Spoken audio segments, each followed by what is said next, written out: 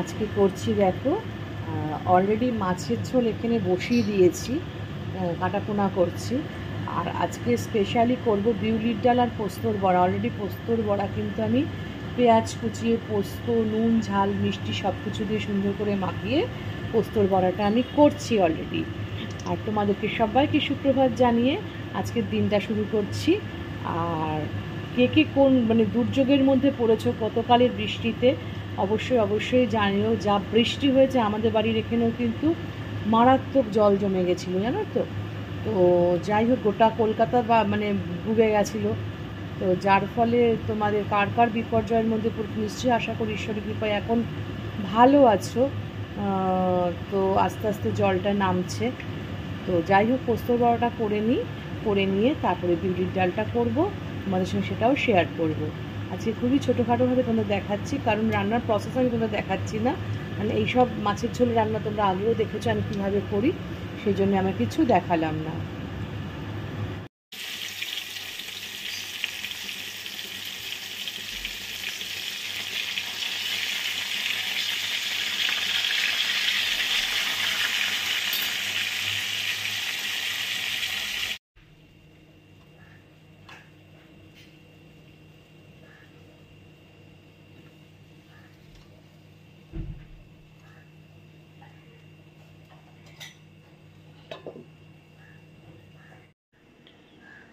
দেখো, ডাল দিয়ে খাওয়ার জন্য কী ভাজা করেছি পোস্ত, পেঁয়াজ পোস্ত, বেগুন ভাজা, কুমড়ো ভাজা, পটল ভাজা।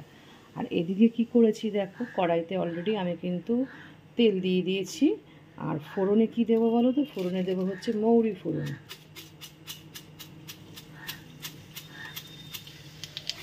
দিলাম মৌরি ফোড়ন, একটা তেজপাতা ছেড়ে দিলাম, একটা শুকনো লঙ্কা লেজটা ফাটিয়ে দিলাম। আর তেলের মধ্যে দেবো, ফ্লেমটা কম করে দেবে, একটু হিং। ব্যাস,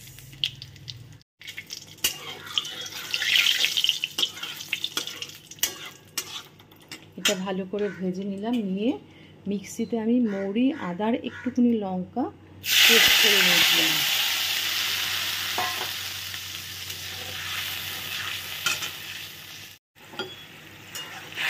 আদা, মৌরি আর লঙ্কা যে পেস্ট করেছি, এটা আমি না ছেঁকে নিয়েছি। কারণ হচ্ছে ছেঁকে নিলে কি হয়, কোনো মৌরি বা কোনো কিছু খিঁচ থাকে না। এবার এটাকে ভালো করে একটু টানিয়ে নিচ্ছি, বা তেলটা উঠে গেলে তারপরে ডালটা দেবো।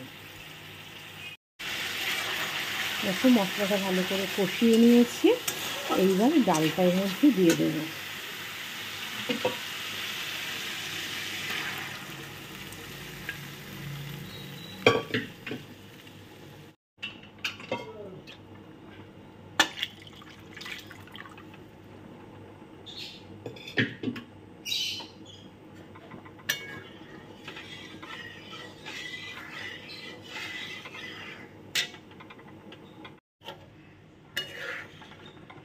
এই বিউলির ডালটা না, কী বলো তো, আমাদের বাড়িতে আমার ছেলে খায় না ঠিকই, কিন্তু আমরা আর তিনজনে কিন্তু আমি, তোমাদের দাদা বা আমার শাশুড়ি খেতে ভালোবাসি। আর বিউলির ডাল আর পোস্তর বড়া হলে তোমাদের দাদার আর কিচ্ছু লাগে না, এত ভালোবাসে। তা রোজ তো করা হয় না, বিউলির ডালটা রোজ দিন খাওয়াও ভালো না। আর তোমাদের একটা জিনিস বলি, আমি আগেও একবার বলেছি, বিউলির ডালে না সবসময়, যেমন আমরা অন্য ডালে হলুদটা একটু বেশি পরিমাণে দিই বা যতটা লাগে দিই, হ্যাঁ, কিন্তু এই ডালে কিন্তু হলুদ ওইভাবে দেবে না, তাহলে তেতো হয়ে যাবে। আমি ঠিক নাম ভোলানোর মতো একটুখানি দিলাম, নইলে কিন্তু তেতো হয়ে যায়।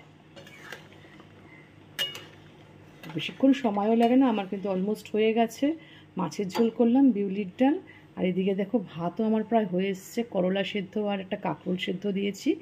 আর এদিকে ডাল ভাজা তো তোমাদের দেখালাম, আর মাছের ঝোলও করেছি। ব্যাস, আমার আজকের মতো কিন্তু প্রায় কমপ্লিট। আমার কিন্তু বিউলির ডালটা কমপ্লিট হয়ে গেছে। আর এই ডাল না বেশি থকথকে করবে না, কারণ ঠান্ডা হলেই কিন্তু এটা একদম থকথকে টাইপের হয়ে যায়। তাই এরকম মেজারমেন্টে রাখবে, তাহলে দেখবে প্রপোর্শনটা ঠিক থাকবে। আমি এবার গ্যাসটা অফ করে নামিয়ে নিই। দেখো, আমার ডালটা কিন্তু কমপ্লিট হয়ে গেছে, বিউলির ডালটা। আর এদিকে দেখো আর একটা লোভনীয় জিনিস, মেখে রেখেছি, সেটা হচ্ছে কদবেল মাখা। ধনে পাতা টাতা দিয়ে তেল, কাসুন্দ, লঙ্কা, ঝাল সব কিছু দিয়ে মেখে রেখেছি। এটাকে রোদে দেবো এবার। রোদে দিলে খেতে ভালো লাগে। ও বাই দা বাই, এর মধ্যে একটু তেঁতুলও দিয়েছি। তেঁতুল দিলে কিন্তু খেতে ভালো লাগে, জানো তো, টেস্ট হয়। কী কী দিয়েছি একবার বলে দিই তোমাদেরকে। দিয়েছি ভেলিগুড়, নুন, ঝাল, আর হচ্ছে তেঁতুল, কাসুন্দ, আর দিয়েছি একটু জিরের গুঁড়ো, একটু ধনের গুঁড়ো দিয়ে ভালো করে, ধনে পাতা, সর্ষের তেল দিয়ে ভালো করে মেখেছি। মেখে এবার রোদে দিয়ে দেবো।